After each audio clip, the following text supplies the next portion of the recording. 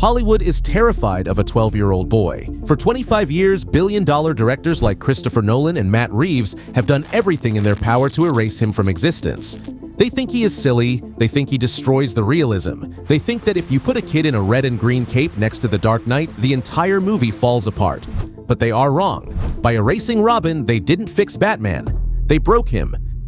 Now, for the first time in a generation, James Gunn is gambling the entire future of the DC Universe on the one thing Hollywood fears the most. He is bringing the boy wonder back, and if he gets this wrong, the new DC Universe dies before it even begins. Here is why Hollywood is terrified of Robin, and why they shouldn't be.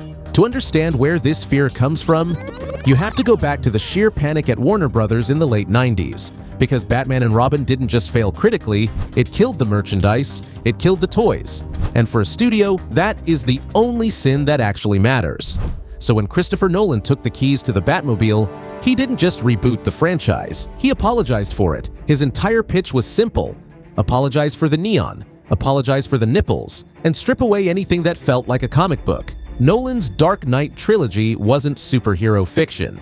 It was a crime drama that just happened to feature a guy in a suit. And in a crime drama, Robin is a massive problem. Think about it. Actually think about the logistics for a second. If you are building a hyper-realistic world where the Joker is a domestic terrorist and Bane is a paramilitary warlord, then bringing a 12-year-old gymnast into the line of fire isn't heroism. It's child endangerment. It's insane. That's why Nolan gave us John Blake. A cop, an adult, someone who could handle a gun. Even when he nodded to the character, he was embarrassed to actually use the costume. He made Robin a legal name, not a mantle, because a kid in bright colors? That breaks the immersion, and Hollywood learned the wrong lesson. They looked at the billions Nolan made and decided, okay, no kids allowed.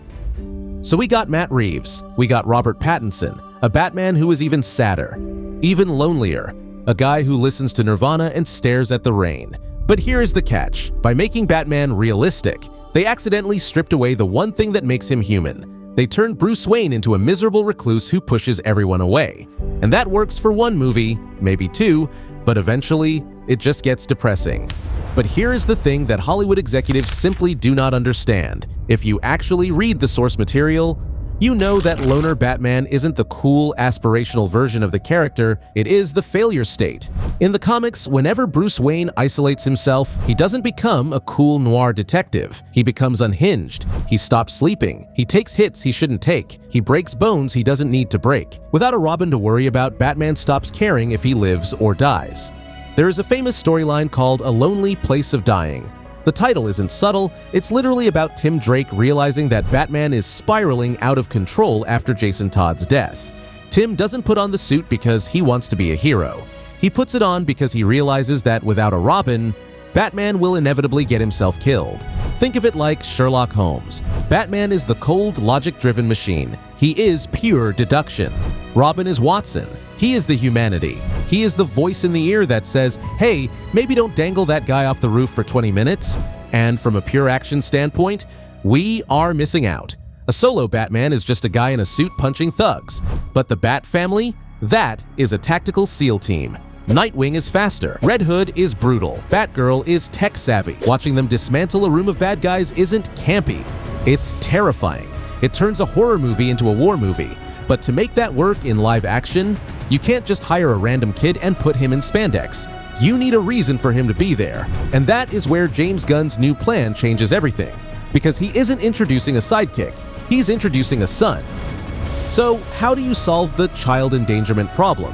How do you put a 10-year-old on the screen without the audience calling Child Protective Services? James Gunn's answer is simple. You don't write a story about a hero training a sidekick. You write a story about a father trying to restrain a weapon. Enter Damian Wayne. If you don't read comics, forget everything you think you know about the boy wonder. Damian wasn't an acrobat. He wasn't an orphan looking for a hug. He is the biological son of Bruce Wayne and Talia al Ghul. He was raised in a test tube. He was trained by the League of Assassins from birth. By the time he met his father, he had already killed people. This flips the entire dynamic on its head. In the old movies, the drama was, oh no, is it safe for Robin to be here? With Damian, the drama is it safe for the criminals that Robin is here? Batman isn't teaching him how to punch. He is teaching him mercy. He is teaching him how not to kill. And this specific Robin allows for a totally different kind of movie. We are done with the sad man in the rain genre. Damian comes from a world of ninjas, resurrection pits, and genetic experiments. It opens the door to the weird side of DC. It allows Batman to be a superhero again, not just a detective, but most importantly, it gives Bruce Wayne actual stakes. Saving Gotham is abstract. Saving your own son's soul, that is universal. That is the one thing no live-action Batman movie has ever given us. A reason to fight that goes deeper than just revenge. So, this brings us to the elephant in the room, the brand confusion.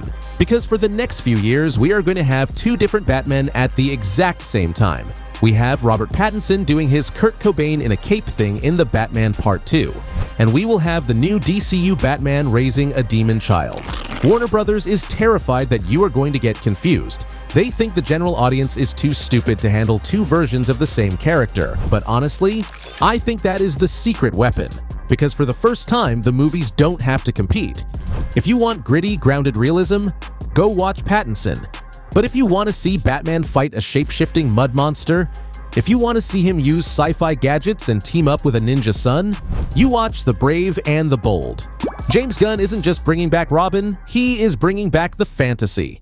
He is betting that we are finally ready to accept that Batman is a comic book character, not just a crime drama.